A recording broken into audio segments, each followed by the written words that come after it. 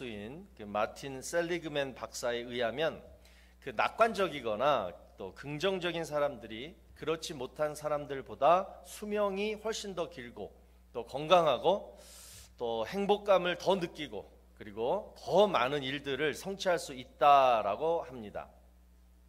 또 의사인 어빙 오일이라는 분은 긍정적이고 아름다운 생각은 우리 몸에 유익한 호르몬을 생성시키고 이 호르몬은 병을 치유하는 데 큰 도움을 준다, 이렇게 얘기했다고 합니다. 자, 우리 주님께서도 마가복음 9장에 보면 귀신 들린 아이를 고치지 못한 그 제자들한테 이런 말씀을 하셨어요. 자, 마가복음 9장 23절, 예수께서 이르시되 할 수 있거든이 무슨 말이냐? 믿는 자에게는 능히 하지 못할 일이 없느니라 하시니.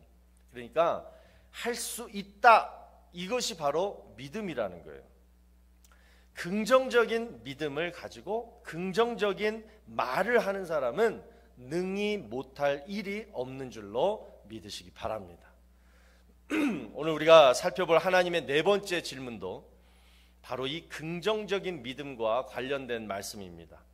자, 하나님께서 80세 노인 모세를 호렙산에서 부르시고, 자, 이제 애굽 왕 바로한테 가라. 그리고 이스라엘 민족을 출애굽시켜서 가나안 땅까지 그들을 인도하라.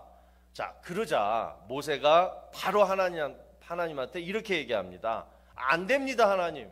저는 못합니다. 저는 할 수 없습니다. 자, 여러분 국어사전을 찾아보니까 내키지 않은 일을 피하고 싶을 때 이리저리 돌려 말하는 것을 한자어로 변명이라고 하고 순수 우리말로는 핑계라고 합니다. 그러니까 변명하고 핑계는 똑같은 말이에요. 그러니까 모세는 애굽 왕 바로한테 가기가 싫었습니다. 그리고 이스라엘 민족을 출애굽시켜서 가나안 땅까지 데리고 가는 것도 싫었습니다. 그래서 5가지 변명과 핑계를 대요. 한번 들어보세요. 첫 번째로, 하나님, 저는 능력이 없습니다. 자, 출애굽기 3장 11절, 모세가 하나님께 아뢰되 내가 누구이기에 바로에게 가며 이스라엘 자손을 애굽에서 인도하여 내리까. 무슨 얘기예요? 저는요 바로 앞에 갈 능력도 없고 이스라엘 자손을 이끌 만한 지도력도 없습니다. 이렇게 얘기하고 있어요. 능력이 없습니다. 자, 또 두 번째로, 하나님, 솔직히 저는 하나님을 잘 모르겠습니다. 이런 변명을 해요. 자, 출애굽기 3장 13절을 보시면 모세가 하나님께 아뢰되 내가 이스라엘 자손에게 가서 이르기를 너희의 조상의 하나님이 나를 너희에게 보내셨다 하면 그들이 내게 묻기를 그의 이름이 무엇이냐 하리니 내가 무엇이라고 그들에게 말하리까. 그러니까 내가 개인적으로는 하나님을 잘 알고 믿지만 다른 사람들한테 설명할 정도로 그런 하나님에 대한 지식과 믿음과 확신은 없다는 거예요. 이걸 지금 변명이라고 하는 거예요. 또 세 번째로 출애굽기 4장 1절을 보시면 모세가 대답하여 이르되 그러나 그들이 나를 믿지 아니하며 내 말을 듣지 아니하고 이르기를 여호와께서 내게 나타나지 아니하셨다 하리다. 사람들이 과연 내 말을 믿어줄까요? 아마 믿어주지 않을걸요? 이렇게 지금 변명을 대는 거예요. 또 네 번째로 출애굽기 4장 10절을 보니까 모세가 여호와께 아뢰되 오 주여 나는 본래 말을 잘하지 못하는 자니이다. 주께서 주의 종에게 명령하신 후에도 역시 그러하니 나는 입이 뻣뻣하고 혀가 둔한 자니다. 이제 바로랑 말로 싸워야 되고 이스라엘 백성들을 이끌려면 말을 잘해야 되는데 제 입은요 뻣뻣하고 혀가 둔해서 말을 못해요. 이 핑계 대는 거예요. 진짜 또 그렇다고도 하고요. 또 다섯 번째로 출애굽기 4장 13절을 보니까 모세가 이르되 오 주여 보낼 만한 자를 보내소서. 자, 우리도 자주 이런 말 쓰죠. 딴 사람 시키세요. 저보다 다른 사람이 더 잘할 거예요. 우리 이렇게 변명 잘하잖아요. 그 하고 싶다라는 책의 저자 하우석 교수라는 분이 자, 변명이나 핑계를 대기에 급급한 사람들 유형을 5가지로 이렇게 나누어서 설명하고 있습니다. 자, 보시면 첫 번째는 운명 신봉형이 있어요. 뭐냐? 내 운명은 이미 결정되어 있다. 도저히 내 의지로 바꿀 수 없다. 그 운명은. 이렇게 생각하고 늘 어떤 위기와 문제가 찾아오면 그냥 숙명적으로 받아들이면서 변명을 그렇게 된다는 거예요. 평생을. 또 두 번째는 뭐예요? 시간 탓형이 있습니다. 그러니까 해야 할 일을 마치지 못했거나 그 문제를 그대로 방치했을 때 스스로에게 그러는 거야. 난 너무 바빠. 난 정말 시간이 없어. 24시간이 모자랄 지경인데 그걸 내가 어떻게 해? 난 못해. 이렇게 하시는 분들. 그런데 실상은 뭐예요? 늘 텔레비 보고 멍하니 그냥 먼 산 쳐다보고 늘 이렇게 시간만 이렇게 죽이면서 말은 이렇게 한다는 거죠. 여러분, 에디슨이 이런 얘기했다고 합니다. 변명 중에서 가장 어리석고 못난 변명은 시간이 없어서, 나 바빠서, 이거 변명이라는 거예요. 또 세 번째로 의기소침형이 있습니다. 내가 잘할 수 있을까? 지난번에도 못했는데 이번에도 포기하는 게 낫겠지? 또는 남들이 어떻게 생각할까? 그러니까 이렇게 늘 소극적이고 부정적인 생각으로 자기를 의심해요. 늘 자기를 의심해요. 그리고 번번이 그러면서 좋은 기회를 다 날려버리는 거예요. 또 네 번째로 문제 확대형이 있습니다. 객관적으로 볼 때 뭐 그렇게 큰 일도 아닌데 어떻게 돼요? 끝장이다. 나는 이제 다 끝났다. 나는 되는 일이 없어. 이렇게 그냥 완전히 쉽게 절망하는 유형. 그러니까 뭔 문제만 생기면 그냥 온 신경을 다 거기다 쓰면서 그냥 시간, 에너지 다 쏟아붓는 이런 낭비하는 그런 형이 문제 확대형이라는 것입니다. 또 마지막 다섯 번째로 인생 방임형이 있다고 해요. 이런 유형은 글쎄 모르겠어. 어떻게 되겠지 뭐. 이번에도 어떻게 되겠지 뭐. 그러니까 완전히 남 얘기하듯 어떤 목표도 없고 방향도 없고 의지도 없고 그냥 두 손 두 발 다 내려놓고 그냥 바다에 그냥 표류하는 그냥 뗏목 마냥 그냥 내 인생 어떻게 가도 좋다 이런 형. 이렇게 변명을 한다는 거예요. 자, 그래서 여러분 결론적으로 누가 변명과 핑계를 자주 대느냐, 제가 이렇게 결론을 내보니까 이런 사람 같아요. 첫 번째, 게으른 사람, 성격이 소심한 사람, 그리고 자신이 가지고 있는 약점과 단점을 극복하지 못하고 늘 그것에 매여 사는 사람, 그래서 자신을 늘 의심하고 늘 불안감 속에 살고 있는 사람, 이런 사람이 뭐 하라 그러면 저 못해요 변명되고 핑계 댄다는 거예요. 그래서 이런 사람들은 늘 하는 말이 있죠. 저는 부족해요. 다른 사람 시키세요. 우리 교회는 이런 분 없기를 바랍니다.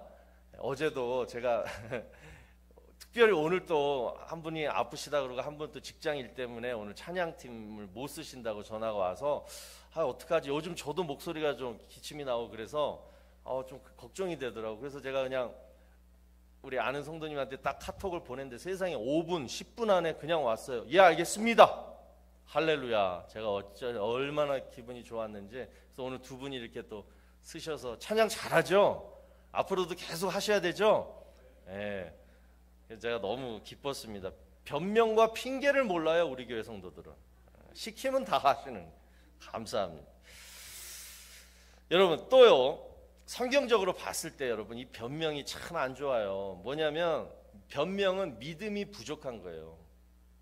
그래서 하나님의 역사와 도움을 내가 이렇게 딱 제한시키는 거, 내가 딱 커트해버리는 게 바로 변명, 핑계예요. 하나님은 여러분 우리의 부족함을 채워주십니다. 믿으십니까? 하나님은 일단 우리를 부르셨으면 반드시 하도록 도와주세요. 그러니까 그 일을 성취할 수 있도록 때마다 능력을 공급해 주십니다. 그런데 우리가 그 사실을 믿지 못하고 하나님을 보지 않고 나를 바라보니까 입술로 변명이 나오는 거예요. 저 못해요. 하나님 아시잖아요. 이렇게 된다는 거예요. 그런데 여러분, 하나님께서 모세를 부르시고 사명을 주실 때 모세에게 약속한 것이 있어요. 그 약속을 우리도 오늘 받자고요. 출애굽기 3장 12절을 보시면 하나님이 이르시되, 출애굽기 3장 12절, 하나님이 이르시되 내가 반드시 너와 함께 있으리라. 네가 그 백성을 애굽에서 인도하여 낸 후에 너희가 이 산에서 하나님을 섬기리니 이것이 내가 너를 보낸 증거니라. 이 말씀이 뭐냐면 하나님의 두 가지 약속을 하시는 거예요. 네가 이 사명을 감당하는 날까지 내가 반드시 너와 함께 있으리라. 이게 첫 번째 약속. 두 번째는 때마다 시마다 내가 너와 함께하고 있다라는 사실을 너한테 알려주겠다. 그러면서 호렙산 얘기를 하는 거예요. 네가 출애굽하고 얼마 못 가서 바로 이 산에서 하나님을 섬기리니. 이 말은 뭐냐면 모세가 십계명을 받잖아요. 그 십계명을 받은 곳이 바로 지금 하나님이 모세를 부르신 이 호렙산이었어요. 그러니 모세가 십계명을 받을 때 여러분 40일 주야를 그 산에 있으면서 무슨 생각을 했겠어요? 지난날 하나님이 이곳에서 나를 부르셨는데 그때 하라고 하신 사명을 그때는 나는 절대 못한다고 5가지 핑계를 대가면서 그렇게 막 거부를 했는데 역시 하나님이 약속하신 대로 내가 하는 것이 아니라 하나님이 하시는구나. 뭘 하셨어요? 애굽에서 10가지 재앙 사건 내리셨고, 홍해가 갈라지는 사건도 내리셨고, 마라의 쓴물이 단물로 변하고, 하늘에서 만나와 메추라기가 내리고, 르비딤 반석에서 물이 터져 나오고, 아말렉과 싸울 때 모세가 산 꼭대기 올라가서 기도하니까 막 이기게 해주시고, 지금 딱 여기 시내산까지 출애굽해가지고 딱 3개월 있었는데 그 3개월 동안 일어났던 기적의 사건들이었어요. 그거를 경험하고 똑같은 그 호렙산, 시내산, 똑같은 산이에요. 그 산에 도착해서 지금 모세가 생각하는 거예요. 하나님이 나와 함께 하시는구나. 느끼지 않았겠어요? 여러분, 우리 인생에도 중간중간에 이 시내산이 있어야 돼요. 정말 하나님의 약속은 신실하구나. 이것을 느끼면서 우리가 신앙생활을 해야지 앞으로 전진할 수 있는 거예요. 내가 그렇게 하나님 안 믿겠다고 발버둥을 쳤는데 지금 돌아보니 믿기를 잘했구나. 정말 하나님은 살아 계시구나. 이것을 느껴야 돼요. 내가 그렇게 하나님 일을 안 하려고 그렇게 요리조리 막 도망 다녔는데 결국 잡혀가지고 해보니 하기를 잘했구나. 내가 안 했으면 하나님이 지금 나와 함께 하심을 못 느낄 텐데. 여러분, 하나님 믿으시고 하나님 일 하시면 하나님이 나와 함께 하심을 꼭 확신할 때가 찾아옵니다. 꼭 하나님은 시내산의 경험을 우리가 하도록 만드세요. 우리 이런 경험 우리 모두가 다 하게 되기를 축복합니다. 자, 이제 본격적으로 하나님은 모세의 그 변명에 조목조목 대답을 하십니다. 자, 그러면서 먼저 질문하신 것이 바로 오늘 설교 말씀 제목이에요. 내 손에 있는 것이 무엇이냐? 자, 그러니까 모세가 대답합니다. 하나님, 지팡이입니다. 지팡이를 들고 있었거든요. 자, 그러자 하나님은 그것을 지팡이를 땅에 던지라. 그래서 모세가 하나님 명령에 순종해서 지팡이를 던지니까 이 지팡이가 뭘로 변해요? 뱀으로 변합니다. 그러자 하나님이 또 명령하십니다. 네 손을 내밀어서 그 뱀의 꼬리를 잡으라. 그래서 모세가 하나님 말씀에 순종해서 뱀의 꼬리를 잡으니까 다시 그 뱀이 뭘로 변해요? 지팡이로 변하는 그런 내용이에요. 자, 여러분, 하나님이 명령하신 이 2가지 뭐예요? 지팡이를 땅에 던지라, 그리고 뱀의 꼬리를 잡으라. 자, 오늘 이 2 명령을 우리가 한번 살펴보면서 우리도 좀 이 말씀, 이 명령에 순종하면 늘 변명과 핑계대는 인생에서 벗어날 수 있을 것 같아요. 그래서 하나님이 나와 함께 하시고 내 인생을 어떻게 이끄시는지 내 힘이 아닌 우리 하나님의 능력으로 바뀌어지는 우리 새로운 인생, 새로운 은혜와 축복을 우리가 다 누리게 되기를 주의 이름으로 축원합니다. 자, 그러면 첫 번째 명령, 지팡이를 땅에 던지라. 이 의미가 뭘까요? 사실 모세가 들고 있었던 이 지팡이는 특별한 것이 아니었죠. 그냥 막대기였습니다. 나이든 모세가 몸을 지탱하려고 썼고, 그 양을 이렇게 이제 치다가 맹수가 막 찾아오면 그걸 가지고 쫓아내기도 했던, 그냥 모세가 평소에 가깝게 들고 다녔던 그런 물건이었어요. 자, 그런데 그 물건을 하나님은 왜 땅에다 던지라 이렇게 얘기했을까? 자, 성경학자들에 의하면 여기서 지팡이가 상징하는 것이 뭐냐면 내가 가지고 있는 소유, 또 내가 의지하는 어떤 대상, 또는 내가 의지하는 어떤 사람, 또 지난 시간에 살펴본 집착, 이런 것들을 의미한다고 해요. 다시 말해서 지팡이를 땅에 던지라, 이 말은 그동안 내가 붙잡고 의지했던 것, 이거를 다 내려놔라. 그리고 뭐다? 하나님의 능력을 붙들어라. 여러분, 이 말씀으로 듣게 되시기를 바랍니다. 여러분, 우리는 하나님보다요, 다 아시잖아요. 더 기뻐하고 또 하나님보다 더 신뢰하는 것이 있으면 안 돼요. 그거를 계속 그러고 살면요, 언젠가는 느낄 날이 와요. 이렇게 살면 안 되는데, 하나님이 보고 계시는데 내가 계속 이거를 의지하고 소유하고 싶어하고 이걸 붙잡고 있으니까 하나님이 언젠가는 그걸 내려놓게 만들어요. 그것이 바로 왜냐? 하나님과 우리와의 관계를 멀게 만드는 그런 것들이기 때문에 하나님이 놓게 만드는 거예요. 그 무모한 믿음이라는 책에 보면 이런 얘기가 있습니다. 그 5살 난 우리 아이들 중에도 5살 난 아이들 있잖아요. 5살 난 아들이 엄마 생일을 맞이해서 선물을 준비했는데 총 4가지였습니다. 하나는 정말 그 아이가 아끼는 장난감 자동차였어요. 그러니까 엄마는 그 아이가 그 장난감을 얼마나 좋아하는지 알고 있었기 때문에 정말 큰 감동을 받았습니다. 자, 그리고 두 번째 선물은 25센트짜리 커로 동전 하나. 그 아이의 전 재산이었어요. 또 세 번째 선물은 뭐냐? 그 아이가 어디를 가든지 꼭 가지고 다니는 게임기였습니다. 그러니까 이 아이는 자기가 가지고 있는 것들 중에 가장 소중하고 아끼는 것을 엄마한테 선물로 줬다는 거예요. 그리고 이제 마지막 4번째 선물이 압권이에요. 바로 뭐냐면 장난감 수갑이었습니다. 자, 왜 이 수갑을 그 선물함에다 넣었느냐? 엄마가 물어보니까 이 아이가 이렇게 대답해요.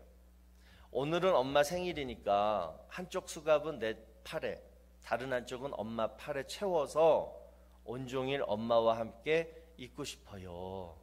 여러분 완전 감동 아닙니까? 여러분 아들이 이런 말 했다고 해봐요. 우리 엄마들 다 울걸요?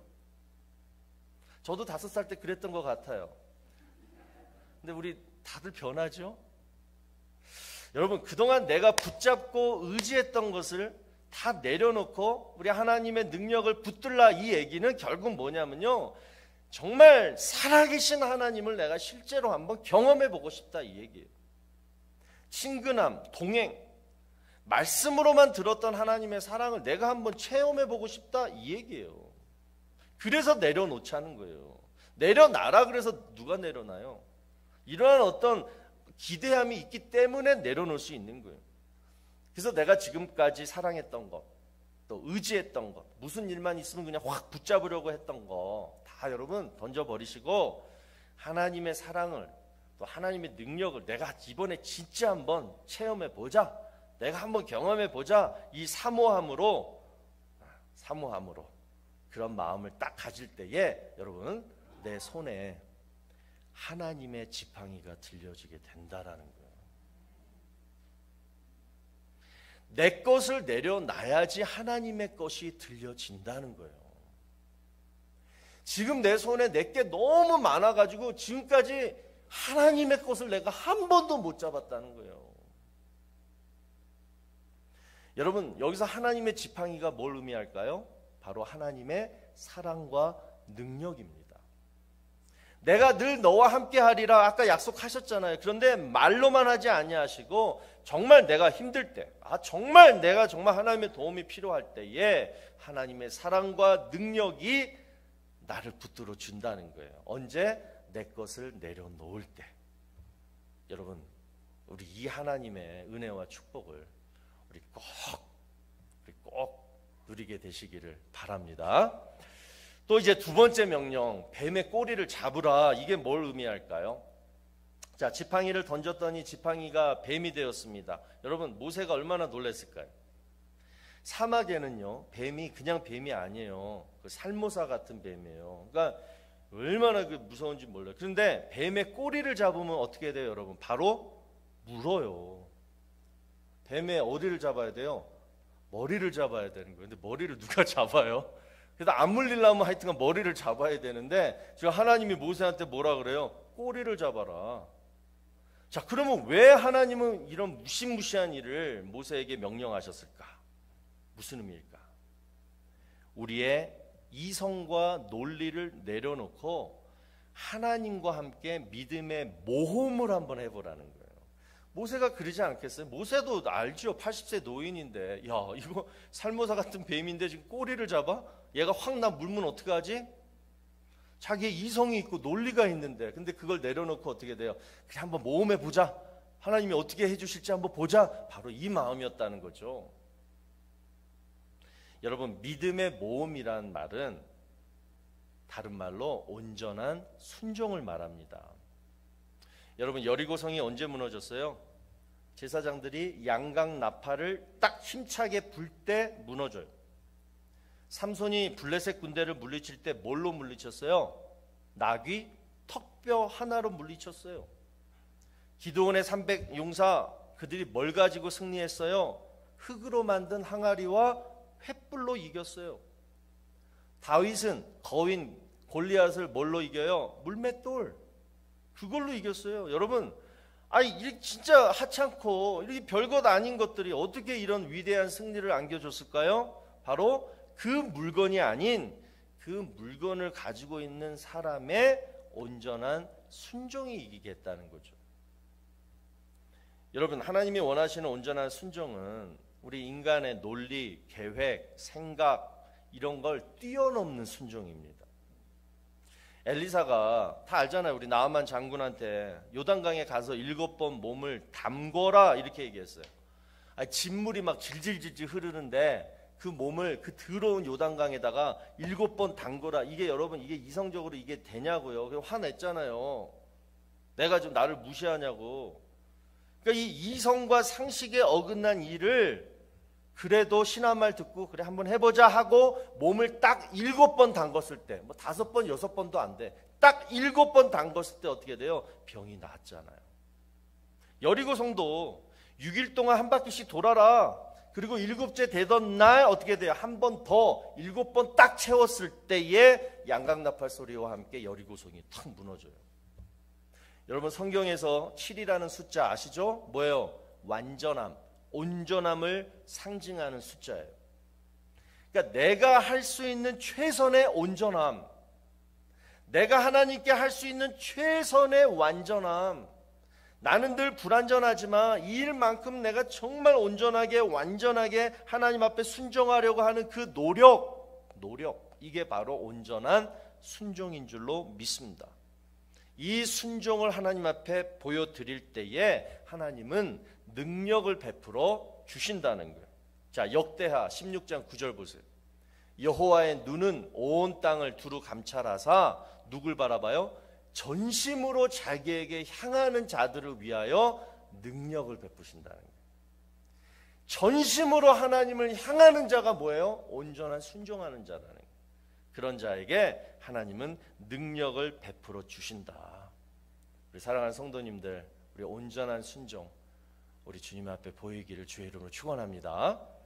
자, 그러면 오늘 말씀 한번 정리해 봅니다. 우리는 내 약점, 게으름, 또 내 능력에 대한 불안감 때문에 늘 변명하고 핑계를 대면서 하나님 안 믿으려고 하고 또 하나님 일도 안 하려고 합니다. 그런데 하나님은 반드시 내가 너와 함께 하리라, 제발 내 말 좀 믿고 내 일을 행하라, 이렇게 말씀하세요. 그러면서 두 가지 일을 하라고 명령하십니다. 첫 번째, 지팡이를 땅에 던지라. 뭐예요? 네가 사랑하고 소중히 여기고 의지했던 거 다 내려놔라. 그래야지 할 수 있다. 또 두 번째는 뭐예요? 믿고 온전한 순종을 나한테 보여라. 그러니까 하나님이 말씀하신 것에 대해서 네가 그냥 믿고, 한번 나를 믿고 그리고 온전한 순종을 한번 보여라. 자, 여기까지. 그래서 여러분, 오늘 말씀의 결론은 바로 이거예요. 일단 해라. 나머지는 하나님이 책임지시겠다. 일단 가라. 앞으로도 하나님이 너와 함께 하시겠다라는 거예요. 모세는 여러분, 오늘 본문의 기적을 경험하고 어떻게 돼요? 떠나요. 일단 떠나는 거예요. 아브라함도 그랬잖아요. 일단 가나안 땅으로 떠나요. 하나님이 하라는 대로 일단 하기로 결단하고 떠난 거예요. 자, 그러면서 오늘 본문에서 뭐예요? 오늘 본문의 장면, 하나님이 기적의 도구로 보여주셨던 그 지팡이 하나 딱 잡고 떠나는 거예요. 그런데 모세는 몰랐죠? 그 지팡이가 지금까지 자신이 사용한 그 지팡이가 아니라 이미 하나님의 지팡이로 바뀌었다라는 사실을 모르고 떠나요. 여러분, 오늘 말씀으로 인하여 우리 모두가 다 하나님의 지팡이로 바뀌게 되기를 축복합니다. 보이는 것은, 내가 느끼는 것은 똑같은 성품이고 똑같은 생활 습관이고 똑같은 연약한 육체 같지만, 오늘 여러분 이 시간 여러분이 어떤 마음으로 하나님 앞에 결단하느냐에 따라서 오늘 교회 문을 나서실 때에 우리 모두가 하나님의 지팡이로 바뀌게 되는 줄로 믿습니다.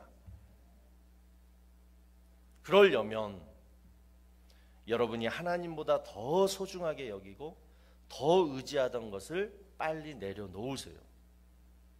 그리고 하나님의 말씀에 온전하게 순종하겠다, 그것을 하나님께 보이시면 여러분 자체가 하나님의 지팡이가 되는 거예요. 그러면 여러분이 가는 곳마다 홍해가 갈라져요. 여러분이 있는 곳에 쓴물이 단물로 바뀌어지는 축복이 임해요. 하늘에서 만나와 메추라기가 떨어지고 여러분이 덥고 피곤하고 짜증나고 지치면 하나님이 종려나무 그늘을 여러분에게 비춰주는 거예요. 이렇게 되는 이유가 뭐예요? 하나님이 이미 약속하셨어요. 내가 반드시 너와 함께 하리라.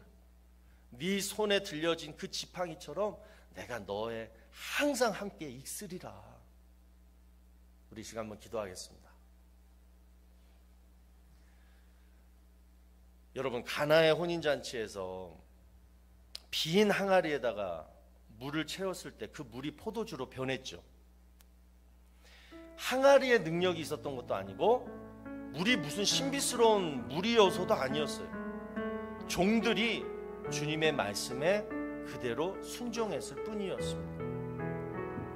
여러분, 변명과 핑계, 아까 5가지 그 유형들이 있었잖아요. 운명을 탓하든 뭐 시간을 탓했든 의기소침했든 뭐 여러 가지 이유로 지금까지 내가 변명과 핑계로 정말 좋은 기회들, 축복의 기회들 다 날려버렸는데, 여러분 중요한 것은 그 변명과 핑계는 하나님이 정말 싫어한다라는 거예요. 왜? 믿음이 없기 때문에 변명하거든요. 하나님이 가장 기뻐하시는 것은 우리의 믿음입니다. 온전한 순종입니다. 그러기 위해서 지팡이를 땅에 던지라, 그리고 온전한 순종을 하라. 자, 오늘 이 말씀대로 살게 해달라고 우리 시간 다 같이 기도하겠습니다.